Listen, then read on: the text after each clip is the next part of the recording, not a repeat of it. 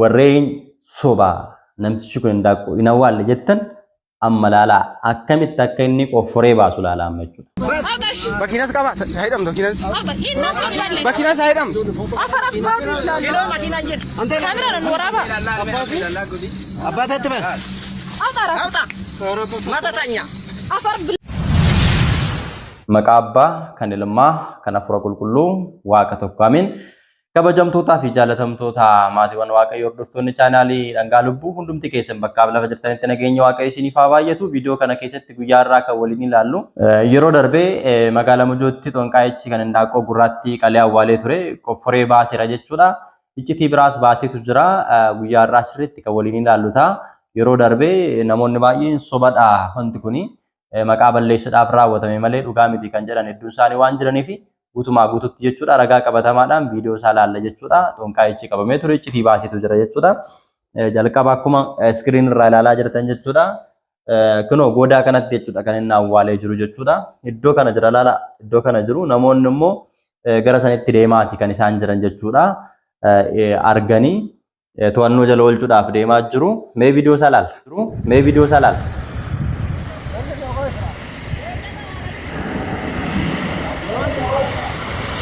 Ilala am itti deemaa jiru inni goodaa sana keessa jira jechuudha. Akkuma argitan goodaa bal'aa sana keessatti jechuudha iddoo rufa bal'aa sanatti kan inni indaqoo sana qotee awwaaluudhaaf deeme. Namoonni immoo arganii gara sanitti deemanii egaa to'annoo jala oolchuudhaaf deemaa jiru. Bifa kamiin to'annoo jala oolchuu bifa kamiin qabu namtichi kun immoo awwaaluu isaa ni amanamoo hin amanu eessattis akka awwaalee waliin ilaalla jechuudha. Manu, lamra makabra anta mindina. Komezaga hera aba. Komezaga. Abaddu jechaan jiru inni immoo deemaati kan inni jiru. Dabalatammoo baala wayii harkatti qabatee jira. Baalli inni harkatti qabate kunoo maal inni kan jedhu si bal'inaan waliin ilaalla jechuudha. Tellak saa mindina. Mujamara taradai. Hid zaga hid. Hid. Hid. Alalam ayalo. Hid. Hid. Hid za. Ndana kut bag masarati. Qome zaga hidna. Aba qum. Qum zaga hid. Hid. Ndana ka qum zaga. Alam qoy altamatam. Wanti baay'ee nama ajaa'ibsiisu dhugaa dubbachuudhaaf jechuudha haalli isaan ittiin qaban baay'ee nama ajaa'iba jechuudha. Dargaggoonni magaalaa Mojoo tokkoffaan tasgabbii isaanii lammaffaan immoo osoo hin rukutin qabuun isaanii egaa iccitiin jiru akka hin dhukanneef akka ba'uu fi isaan gargaaree jira jechuudha. Hir tabal qum baka. Emtelo so አይደለም qum. Qum zaga hid. ቶክ ቶ hid. አንተ ገንዘብ ሰብሳቢ ነህ። 666 ነው አንተ። ቆሽ እሺ አባ መጀመሪያ ተረዱ። እሺ ፖሊስ ለምንድን ነው መጀመሪያ የቀበርከው? ለምንድን ነው የቀበርከው? አይደለም አባቴ እየቀበርነው አይደለም። jalqaba maaliif awwaaltee jedhee gaafateera jechuudha. Jennaan ay eeyyaqabbarnu አይደለም jedheeni like awwaalaa hin jiru jedhee mormii kaasaati kan inni jiru jechuudha. Indaqetti sana akka waan hin awwaalletti kan inni mormaa jiru. Awwaale moo awwaalle kan jedhu walumaan laallaa jechuudha. ለምን ቆይ አንዴ ለምንድን ነው የቀበርኩት? እርሱ እዚህ ጋር ዶሮን አምታችሁ እዚህ ጋር የቀበራችሁ ለምንድን ነው?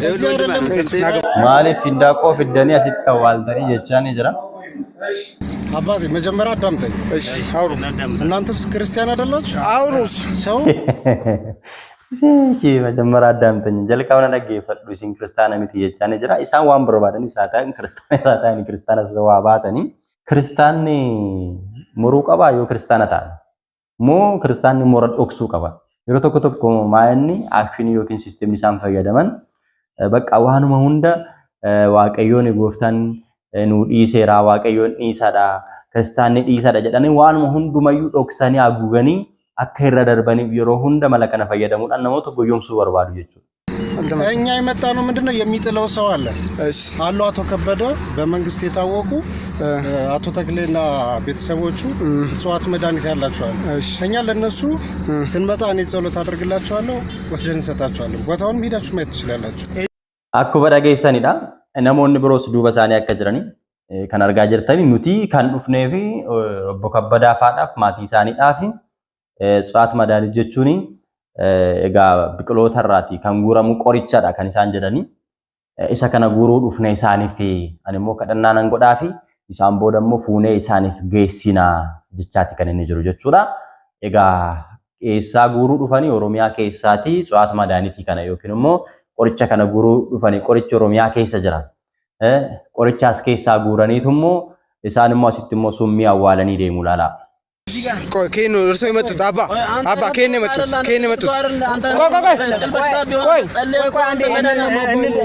koy zamba ande afitu koy kene matut urso Addis Ababa it kanatan kan isaan kaanii dhufan magaalaa Finfinneeti jechuudha. Addis Ababaadhaan dhufe jechaa jiru.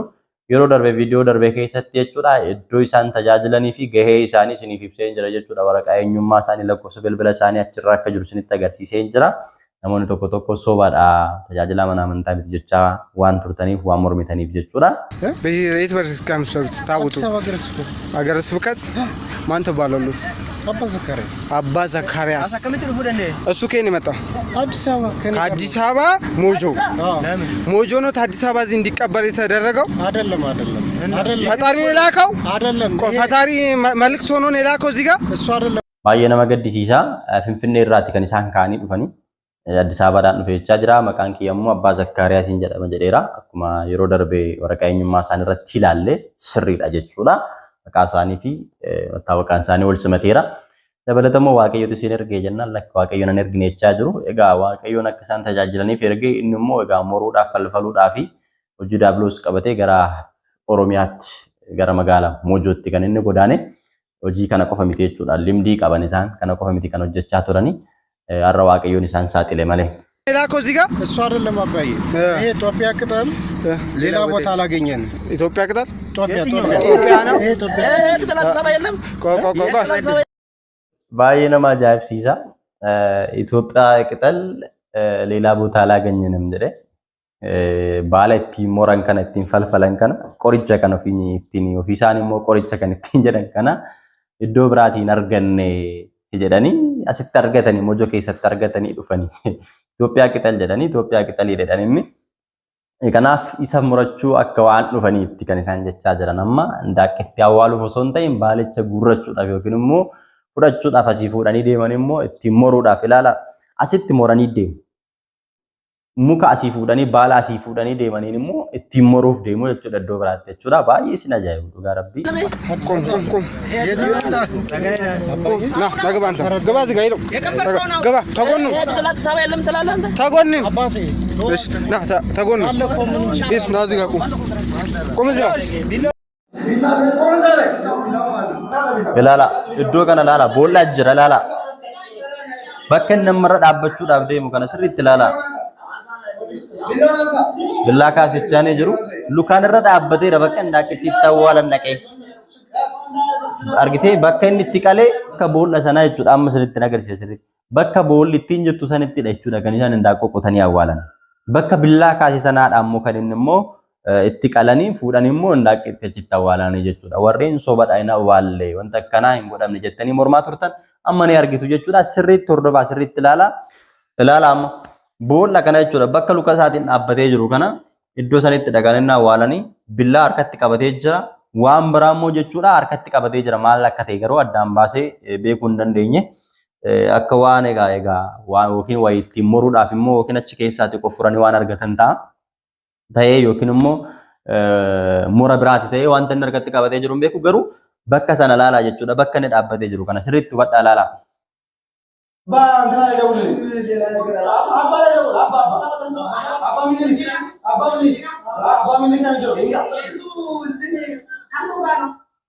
Kabiraammoo jechuudha abbaa Minilikiif bilbili jechaa jiru jechuudha. Abbaa Minilik kan jedhamu kan biraa jira ta'ee waan sanaaf hin galle egaa yookiin immoo deeggartoota isaanii yookiin immoo kan wajjin hojjetan wajjin falfalan ta'uu danda'a jechuudha. Iccitii wayii waan beekaniif akka isaan waamaniif waami jechaanii jiru. Iddoo kana sirriitti ilaalaa gara.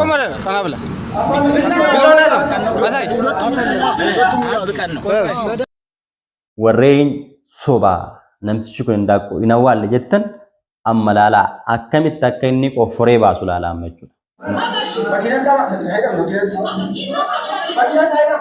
Dalam. Ew.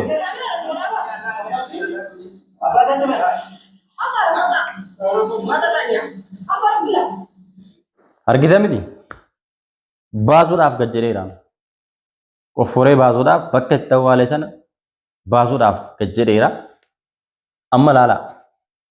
Akkamittiin akka inni indaaqqetti baasu achii baasanii immoo mormatti dhuuf jechuudha.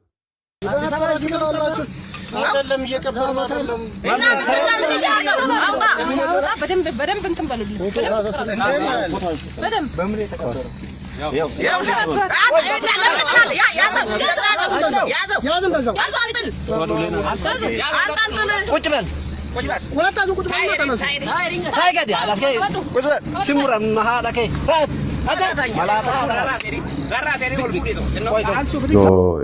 እግዚኦ egaa kana fakkaata argitan miti soba lakkiin daaqqoo hin qalle hin awwaalle jechaa kan turtan maqaa balleessuudhaaf akkana gochaa turanii kan isin jechaa turtan egaa dhugaan sasa kana fakkaata jechuudha.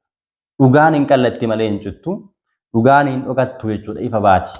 Kana fakkaata jechuudha saba keenya irratti kan isaan gochaa jiran falfalli isaanii morri isaanii dhugaadha jechuudha faakti baqqe. Falfalli isaan nurratti hojjechaa turan uummata irratti hojjechaa turan kana fakkaata jechuudha. Uummanni bataskaana ni deema, ganamaa galgala ni deema, garuu tasgabbii nagaa argachuu hin dandeenye. Boqotee jiraachuu hin dandeenye. Irriiba nagaa rafee buluu hin dandeenye. Hojjetee dafqee kan fidetti boqochuu hin dandeenye. Namni biyya isaa keessaa bahee biyya namaatti godaanee jireenya isaa fooyyessuudhaaf, maatii isaa fooyyessuudhaaf yaade fooyyessuu hin dandeenye. Eessa dhaqa isinitti fakkaate? Kuni isa jalqaba irratti baheedha malee harka dhibba keessaa dhibba hedduu isaaniitu jiru. Bataskaana keessa taa'anii monoksee fakkaatanii, qeesii fakkaatanii, margeetaa fakkaatanii, daaqonii fakkaatanii, barsiisaa wangeelaa fakkaatanii kan isaan godhan hedduudha jechuudha. Hidhaan sabni keenya ittiin hidhamee dhiphachaa fi rakkachaa walirratti kan inni ka'uuf kanaafidha. Ollaadhaa wallaatti akka namni walitti moru, akka namni walitti falfalu kan godhu isaan. Falfalli kun immoo isaan biraa dhufa. Isaanu akkana godhu namni wangeela sirriitti baratee hin beekne, namni hojii waaqayyo gaarummaa waaqayyo hin beekne immoo isaan irraa kan barate akkamaa godhu jedhaati tilmaamaa yaada.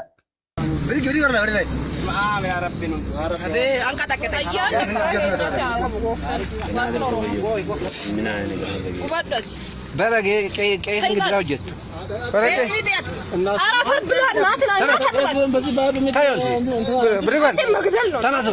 ታዘን እኮ ነው እኛም እንጂ አባንተ ቀላል የቀይስ ባላቀ ወቆፈራውን ማዘው አንተ ቁልፍ መኪናውን ቁልፍ አንተ egaa kana fakkaata baay'ee nama gaddisiisa dhugaa dubbachuudhaaf namni abbaa amantaa jedhame namni fannoo gooftaa imaanaa waaqayyootti kennee harkatti qabatee kana godhaa jettanii wankallee amantan garuu hojii isaanii kana dhabaqa jalqabumarraa jalqabanii jarri kun hojii isaanii kanu bataskaana keessa yaada dhaabbatu malee waa'ee bataskaanaadhaaf waa'ee tajaajilaadhaaf waa'ee wangeelaadhaaf iddoo takkallee dantaa hin qaban isaan qarshii dhabaqa birrii maallaqa konkolaataa fooqii otoo birrii siin kenna lubbuu namaa ajjeesettanii qeesiin lubbuu namaa ajjeesuu jechuudha isaan dantaa hin qaban kanaaf moraa olee falfalaa olee xonqolaa olee asitti immoo dhufee nurratti immoo abbaa gaabbii nuuf ta'a. Kan akkanaatu jira jechuudha. Kanaafidha tajaajiltoonni keenya nu barbaachisu kan jennuuf. Kan keenya kan ta'an nu barbaachisu kan jennuuf kanaafidha. Ormi nurratti falfala malee nu balleessuuf nutti falfala malee namni takkallee nuuf yaadu goon kan jiru. Namni siif yaadu hin jiru. Jarri kun si balleessuudhaaf, si nyaachuudhaaf, dhiiga kee xuuxuudhaaf yoo barbaadan yoo dhufan malee si fayyaduudhaaf kan dhufan takkallee hin jiran. Kanaaf abbaa dhugaa nu barbaachisa kan jennu. Kanaafidha uummanni u'u jedhee kan inni iyyatuuf kanaaf. Rakkoo akkanaatu jira jechuudha. Achii dhufee immoo abbaa gaabbii siita. Kana raawwachaa turaniitu dhufanii abbaa nurratti ta'u. Bataskaana bulchu. Uummata bal'aa kana gaggeessu. Mooraalii isaanii ittiin gaggeessan laala. Kun amilee waan nama cabsu. Kanaaf abbaa gaarii bataskaana keenya barbaachisaa. Tiksee gaarii nuuf barbaachisa kan jennuuf kana. Yoosiif gale si haa galu. Namni keenya yeroo baay'ee gaafa dubbatan waan gosummaadhaaf dubbatan itti fakkaata. Sinii haa galu bakka yoo sinii gale warra afaan kana dhageessan. Dhugaan jiru isa kana. Hojiin jara kanaa kanaan ala hojii tajaajilaadhaaf takka illee daantaa hin qaban. Namni akka Waaqayyo hojii wal baru, namni akka wangeela baratu gonkaa hin barbaadan yoo danda'ameef namni hundi otoo hojii kana barate isaaniif gaariidha. Bakka hojii isaanii kana. Waan isiniin jedhu hin qabu kanaaf.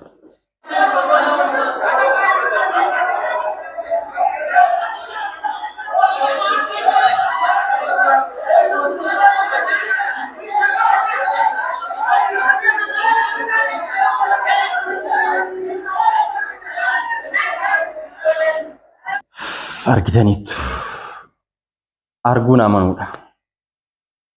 Namni gaafa ija isaatiin arge gaafa ragaa itti ulfaatu. Egaa kana fakkaata. Hammas warreen sirrii hojjetanii rakkoo hin qabu, qabamuu hin qabanii waan barbaadan yoo hojjetan mirga isaaniitii kan jedhan. Hojii falfalaa hojii xonqolaa haa hojjetanii rakkoo hin qabu jedhanii deeggartoonni isaanii karaa adda addaatiin wacaa jiru. Iyyaa jiru ammas. Iyyaa jiru ammas. Nurraa dhaabbachuu qaba. Mura isaanii falfala isaanii bakka barbaadanitti biyya isaaniitti adeeffatan. Hojjetannee barakaa barbaanna. Baanee nagaan galuu barbaanna. Biyyi keenya akka nagaa taatu barbaanna. Kan dafqee xaaree hojjetee argatee boqotee itti gammaduutu irra jiraata. Isaan immoo kan dafqee hojjete dadhabee bu'ee bahee hojjete boqonnaa akkan arganne barbaadu. Nageenya dhoowwuu barbaadu waan ta'eef kanaafuu egaa yoo isiniif gale isinii haa galu. Warreen jarreen kana jala kaattanii nuun immoo tajaajiltoota afaan Oromooti jettanii nu qooddanii nu arrabsitan ilaalaa kaa hojii jara keettanii warra jala kaachaa turtan jechuudha. Kana gaafan jedhu sanyummaan gosummaan dubbachaa jiru. Bakka maaliif jalqabuun hojii isaanii kana waan ta'eef. Kana gaafan jedhu immoo hunda isaanis miti. Dhugaan kan tajaajilanis immoo jiru. Tajaajila dhugaa kan laatan jiru. Hojii falfalaa kanaan kan morman kan akka abbaa keenya Mamir Girmaa wandimmoo jiru. Hedduu isaanii jiru jechuudha. Hojii falfalaatiinis immoo kan morman isaan immoo har'a bataskaana keessaa ari'achaa jiran warreen akkasii immoo eenyutu ari'achaa jira? Isaan falfalan kana ari'achaa jira. Isaanuma keessa ta'anii warra hojii gaarii hojjetan immoo bataskaana keessaa ari'achaati kan isaan jiran. Bataskaanaan ala jiru. Dabrii qabatanii miti kan isaan bulchaa jiran. Dabrii qabatanii miti kan isaan tajaajilaa jiran. Agar sibkatiirra miti kan isaan aangoodhaan ta'anii jiran. Mana isaanii ta'anii karaa isaanii danda'ameen garuu uummata isaanii tajaajilaa jiru. Uummata isaanii hidhaarraa eegaa jiru. Isaan kun immoo deebisanii hidhu jarreen immoo jibbaa jiru. Kanaafuu yoo itti hubatanii ilaalan shumburaan ija qabdi. Akkuma jedhamu san hubadhaa ilaalaa. ጉበታ መርቃ ውበታቱ አርጋ ስብሐት ለእግዚአብሔር።